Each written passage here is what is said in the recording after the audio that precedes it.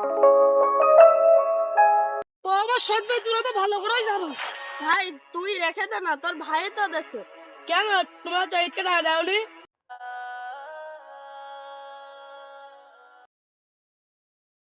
এখন তো শীতকাল, এদিক ওদিক ঘোরাঘুরি করলে ভালো হতো। হ্যাঁ বন্ধু, এখন শীতের সময়, এখন ঘোরাঘুরি করলে ভালো হতো।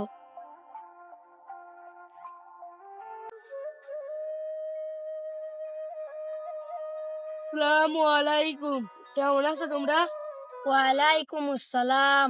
আলহামদুলিল্লাহ, আমরা অনেক ভালো আছি। তোমাদের তহিদের বন্ধু আমাকে একটা উপকার করে দিতে পারবা? জি ভাই, বলেন কি কাজ? এই টাকাগুলো রাখো, ও তহিদকে বলে দিবা তোমার ভাই সিয়াম এই টাকাগুলো দিয়েছে তোমার মায়ের চিকিৎসার জন্য, ঠিক আছে? জি ভাই, ঠিক আছে।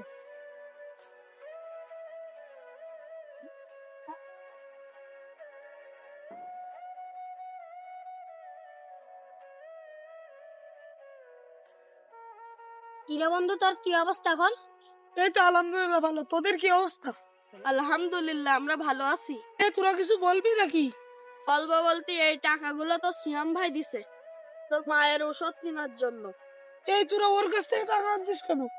তোদের একবার বলছে না অন্য মামার সামনে তুলবি না? ও আমার সৎ ভাই, তোরা তো ভালো করেই জানোস ওর টাকা আমার মায়ের ওষুধ খাওয়াবো না, এনে টাকা ফিরিয়ে দিয়ে। আর তোরা যদি ওর সাথে কথা বলিস তো তোদের সাথে আর বন্ধুত্ব থাকবে না, আর কথাটা যেন তোদের মাথায় থাকে। ভাই তুই রেখে দে না, তোর ভাই তো দেশে। আর কোনো কথা হবে না, আমি যেটা বলছি সেটাই।